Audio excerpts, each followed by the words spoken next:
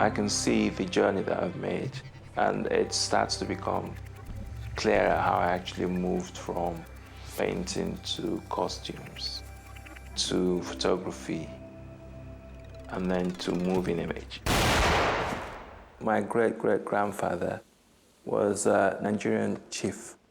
My father is a lawyer, so I grew up really in a fairly affluent situation because I didn't grow up feeling inferior to anyone, so I couldn't quite understand the hierarchy of race in this country. My figures are neither white nor black, and they don't have any kind of facial features that will make you identify them racially. It's a device that manages to make the pieces post-racial. Dorian Gray is probably the point at which I first talked about the ideas of disability in my work. I put myself in the series as Dorian Gray. I was thinking more about my own mortality, my own internal conflicts, and then, of course, that difficulty in relation to my own kind of vanity as well.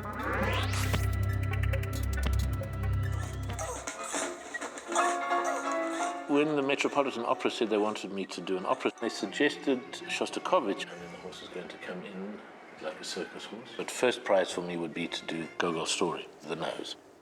I've always wanted to do a Russian project, which is both the political history and the poetry and the writing. So here I advance the image 2 frames. They all come into the production of The Nose, not all of them into the opera, of course, but chunks of them into what we had at Sydney and various other iterations of the material. Particularly in South Africa, the sense of an art that could have a connection to politics was very important. The Sydney piece is a series of 8 projections in one room at the same time, called I Am Not Me, the Horse Is Not Mine. And one understands that these are simply torn pieces of black paper arranged in a certain way. The title comes from a Russian peasant saying, denying guilt. If you're accused of something, you'd simply say, I am not me, the horse was not mine. In other words, I didn't steal the horse. No, none of this makes sense. What is our edge? What is our edge indeed? None of these things. They're not only satellite pieces. It's material that's been excavated while working on the opera that then has its own place. So it's either like kind of a footnote to the opera or an essay about the opera. Doing this stuff. What am I doing on top of this ladder the whole time? Brackets. Prolonged laughter. Uproar in the room.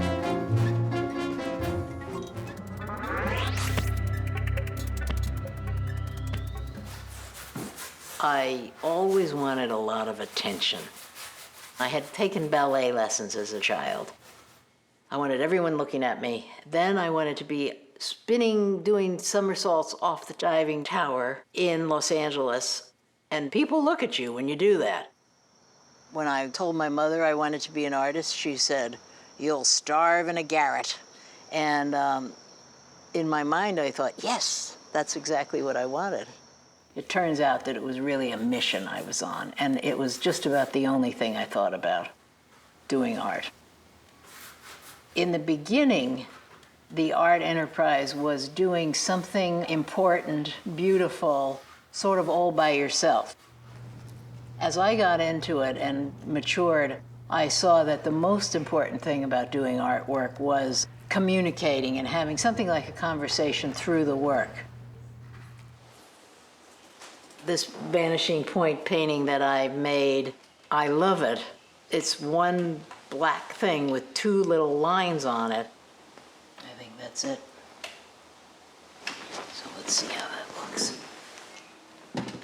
I've probably been thinking about it for 4 months, trying to figure out how to get that just right. Yeah. And I think I've got it. That's it, 2-lane blacktop. And once I get that, I think I'll make about 12 of those paintings.